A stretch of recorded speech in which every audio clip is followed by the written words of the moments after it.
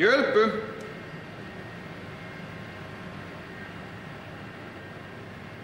Hjälp!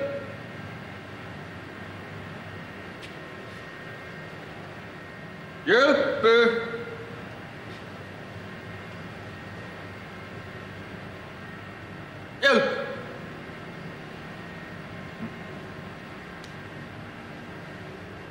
Hjälp! Hjälp! No.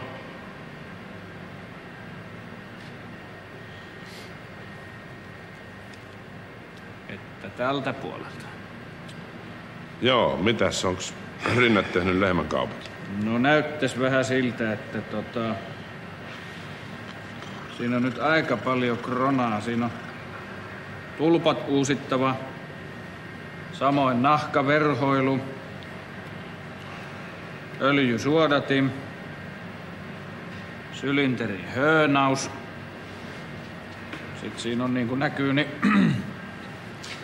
raidetangot aika vinossa, että... Ja sitten jos katsot tarkempaa, niin siinä on ihan selvästi niin öljypohja aika tipahtanut, että se roikkuu. Mutta Täällä on reikä kannessa. Joo. Se on vissiin hitsattava tuo. Joo. Siis laskea perään niin. Joo. Se on minusta jo aika alhaalla, että vieläkös tuota pystyy. Se on vähän tipahtanut. No niin, ne haluaa, että se laskettas. Se menee Kemora 500 kesäksi, niin se pitäisi olla aika alhaalla.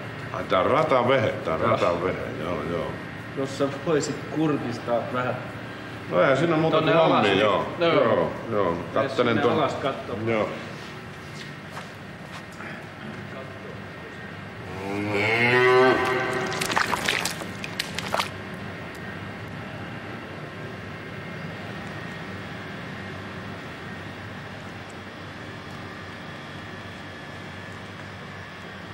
No,